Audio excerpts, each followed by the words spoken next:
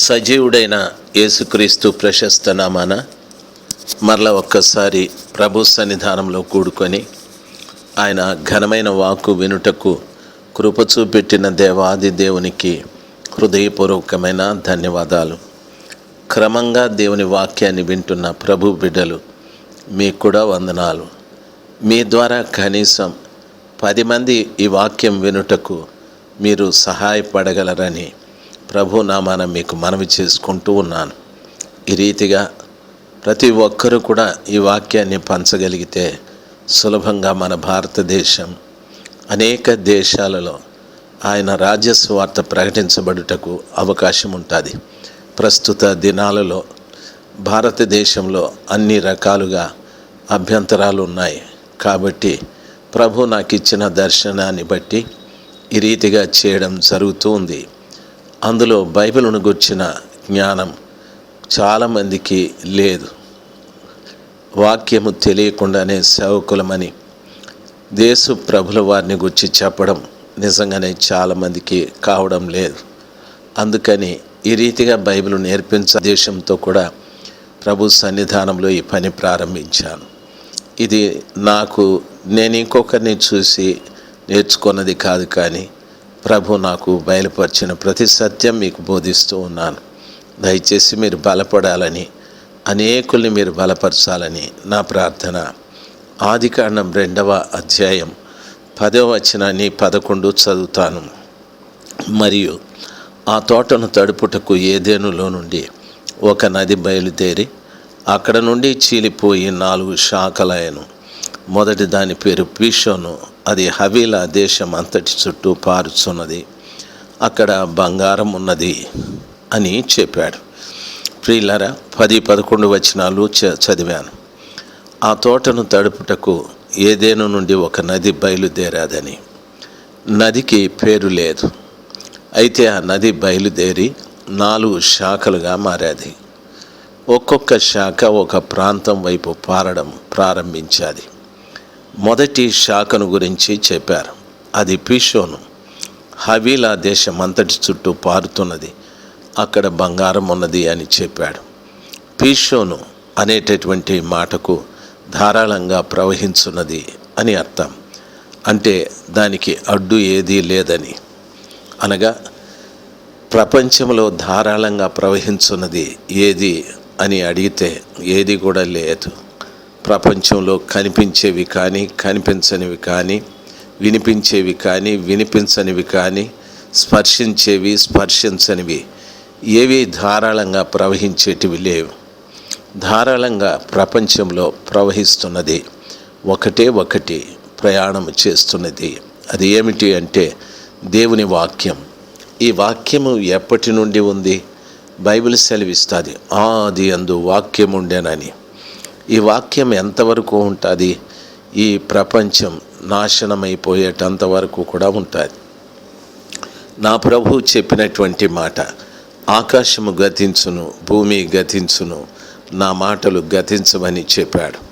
కనిపిస్తున్న ఆకాశం, ఆకాశంలో ఉన్న జ్యోతులు, కనిపిస్తున్న భూమి, భూమిలో కనిపిస్తున్న ప్రతి పదార్థం నాశనమైపోతుంది. కానీ దేవుని యొక్క వాక్కు నాశనమైపోయే ప్రసక్తి లేదు.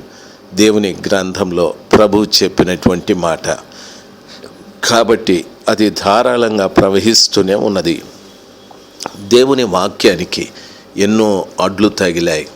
ఎందరో మతకర్తలు, ఎందరో శాస్త్రులు, పరిసయ్యులు, ఎందరో రాజులు, ఎందరో పీఠాధిపతులు, ఎన్నో మతాల వారు, ఎన్నో జాతుల వారు, ఎన్నెన్నో.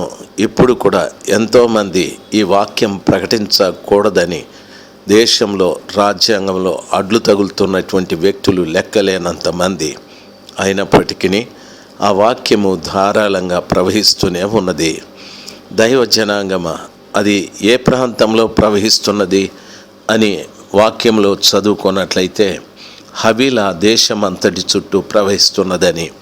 హవీలా దేశంలో ఆ నది ప్రవహించినప్పుడు అక్కడ బంగారం ఉన్నది. ఆ దేశపు బంగారము చాలా విలువైనది అని మాట్లాడుతూ ఉన్నాడు. ఆ దేశపు బంగారము శ్రేష్టమైనది అని చెప్పాడు. ప్రియులారా, ఆ పీషోను హవీలా ప్రాంతంలో ప్రవహించినప్పుడు, అనగా పీషోన్ అనగా దేవుని యొక్క వాక్యం, హవీలా అను మాటకు అర్థం ఇసుక భూమి అని అర్థం. దేవుని వాక్యం ఇసుక భూమి మీద ప్రవహించినప్పుడు అక్కడ బంగారము దొరికేది. ఆ దేశపు బంగారము శ్రేష్టమైనది అని చెప్పాడు. ఇసుక భూమి అంటే మనకు అర్థం కాకపోవచ్చు. మానవ జీవితం అనేదే ఇసుక భూమి. ప్రియులారా, ఇసుకకున్నటువంటి ఆ లక్షణములు మానవునికి కూడా ఉన్నాయి. బైబిల్లో మనము చదువుకున్నట్లయితే ఇసుక అనున్నటువంటిది, ప్రియులారా, వాక్యంలో చదువుకుంటే ఈయన మాటలు విని ఆ ప్రకారముగా జీవించువాడు బండ మీద ఇంటిని కట్టుకున్న వాని పోలి ఉంటాడని చెప్పాడు. అయితే ఈయన మాటలు విని ఆ ప్రకారముగా జీవించని వాడు ఇసుక మీద తన ఇంటిని కట్టుకున్న వాని పోలి ఉంటాడు అని చెప్పాడు. ఇసుక భూమి అనగా అనేక మంది దేవుని వాక్యాన్ని వింటారు కానీ, చదువుతారు కానీ ఆ వాక్య ప్రకారంగా జీవించరు. వారి ఆత్మీయ జీవితం ఇసుక మీద కట్టుకుంటున్నారని దాని అర్థం. ఇసుక మీద కట్టబడిన దాన్ని గురించి వర్షం వస్తుంది, వరద వస్తుంది, ఇసుక మీద కట్టుకున్న ఇల్లు కూలిపోతుందని చెప్పాడు. దైవ జనాంగమా, చాలామంది తమ ఆత్మీయ జీవితాన్ని ఇసుక మీద కట్టుకుంటూ ఉన్నారు.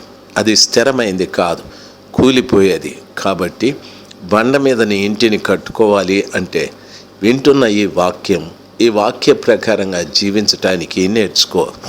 రెండవది, ఇసుక అనున్నటువంటిది వాతావరణానికి తగినట్టుగా మారిపోతూ ఉంటుంది. ఇప్పుడు పగటిపూట ఎండ వస్తే ఇసుక వెంటనే వేడెక్కుతుంది. సాయంకాలం సూర్యుడు చల్లబడగానే వెంటనే ఇసుక చల్లబడిపోతూ ఉంటుంది.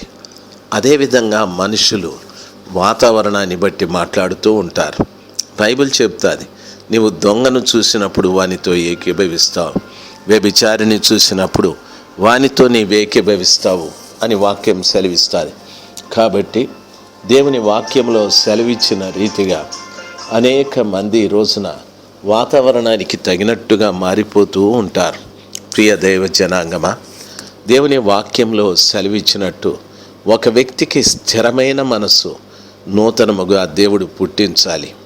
వాని యందు శుద్ధ హృదయం కూడా కలగాలి. ప్రభుని నమ్ముకున్న ప్రతి బిడ్డకు స్థిరమైన మనస్సు ఉండాలి, కానీ అస్థిరమైన మనస్సు ఉండకూడదు. వాక్యం ఆ రీతిగా సెలవిస్తుంది. కాబట్టి వాతావరణానికి తగినట్టుగా మారే ఇసుక భూమిగా కాకుండా ఓ స్థిరమైన మనసు కలిగి మనం జీవించడం ఎంతైనా మంచిది. రెండవది, ఇసుకకున్న మరొక గుణం ఏమిటంటే ఇసుకలో ఎన్ని నీళ్లు పోసినా పీల్చుకుంటూ ఉంటుంది. అదే నేల మీద నీళ్లు పోస్తే నిలబడుతుంది. ఇసుకకుండే గుణం ఏమిటంటే పీల్చుకునే గుణం. మనుషుడు సాధ్యమైనంత వరకు పాపాన్ని త్వరితంగా పీల్చుకుంటాడు, కానీ పరిశుద్ధతను పీల్చుకోలేడు. ఈరోజున ఈ వాక్యం వింటున్న నీవు కూడా ఇటువంటి ఇసుక స్వభావాన్ని కలిగి జీవిస్తున్నావేమో. పాపాన్ని పీల్చేవాడుగా, వాతావరణానికి తగినట్టుగా మారిపోయే వ్యక్తిగా ఉన్నావేమో. ప్రవక్త యిర్మీయా అంటున్నాడు, రాయి బరువు, ఇసుక భారము, ఎవని మాట వానికే భారమని చెప్పాడు. అనేక మంది భారముతో కూడిన మాటలు మాట్లాడుతూ ఉంటారు. భారము అనగా పాపము అని అర్థం. అందుకనే ప్రభువు పిలిచాడు, ప్రయాసపడి భారము మోసుకుంటున్న సమస్త ప్రజలారా నా దగ్గరికి రమ్మని. ఒకవేళ భారపు మాటలు మాట్లాడుతున్నావేమో, పాప సంబంధమైన మాటలు మాట్లాడుతున్నావేమో, ఇవన్నీ కూడా ఇసుక భూమికి సంబంధించిన లక్షణములు. దైవ జనాంగమా, ఇటువంటి ఇసుక భూమి వాతావరణం కలిగిన ప్రజల మీద దేవుని వాక్యం ప్రవహిస్తూ ఉంది. దేవుని వాక్యం ప్రవహిస్తే నిజంగా ఆ వ్యక్తి మీద ప్రవహించిన వాక్యాన్ని బట్టి ఆ దేశంలో బంగారం ఉన్నది, ఆ దేశపు బంగారము శ్రేష్టమైనది అని చెప్తాడు. కాబట్టి ఈ రోజున వాక్యం ఇసుక భూమి వాతావరణం కలిగిన నీ మీద ప్రవహిస్తే నీలో బంగారము దొరుకుతుంది. అది కూడా శ్రేష్టమైన బంగారము అని చెప్తాడు. బంగారము అనున్నటువంటిది వెండి, ఇత్తడి, రాగి ఇవన్నీ కూడా ప్రత్యక్ష గుడారములో కనిపించేటటువంటి లోహములు. బంగారము అనేటటువంటిది అతి పరిశుద్ధ స్థలములో ఉన్నటువంటిది. అతి పరిశుద్ధ స్థలంలో మందసపు పెట్టె ఉంటుంది.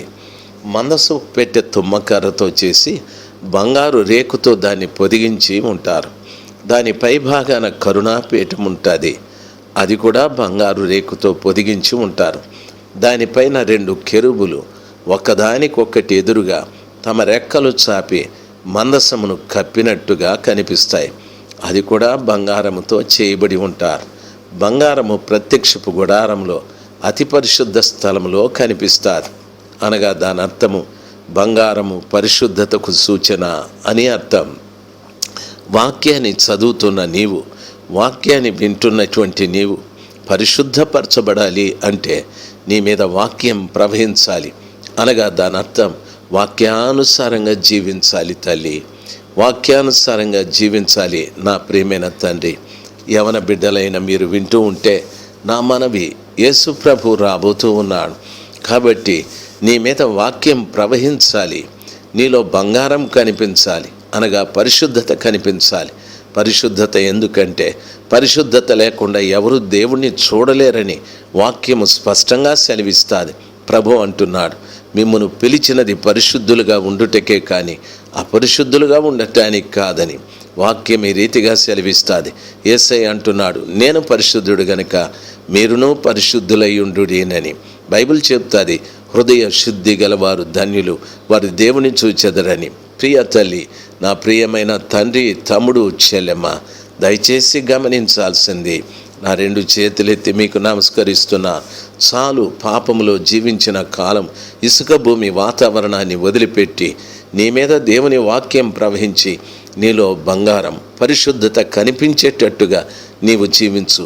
నా యేసు రాబోతూ ఉన్నాడు. వస్తున్న యేసు ప్రభుల వారిని కలుసుకోవటానికి నీకు నాకు కావలసింది పరిశుద్ధతయే. పరిశుద్ధత లేకపోతే దేవుణ్ణి చూడలేము తల్లి, చూడలేము. నా ప్రియమైన తండ్రి, ఇప్పుడే ప్రభు పాదాల చెంత కన్నీరు కార్చి అడుగు, ప్రభా నాకు ఆ పరిశుద్ధత దయచేయి. ఇసుక భూమికున్న వాతావరణాన్ని నాలో నుండి కొట్టివేయి, పరిశుద్ధత దయచేయని ప్రార్థించు. దేవుడు కనికరాన్ని చూపెడతాడు. నిన్ను, నీ కుటుంబం, నీ సంఘం పరిశుద్ధపరచబడి రానున్న క్రీస్తు ప్రభు కొరకు ఎదురు చూడాలి. యేసు రాబోతున్నాడు, యేసు రాబోతున్నాడు. మిమ్మల్ని ఆయన రాకడ కొరకు ఆయన వాక్యం సిద్ధపరచునుగాక. Amen, amen, amen.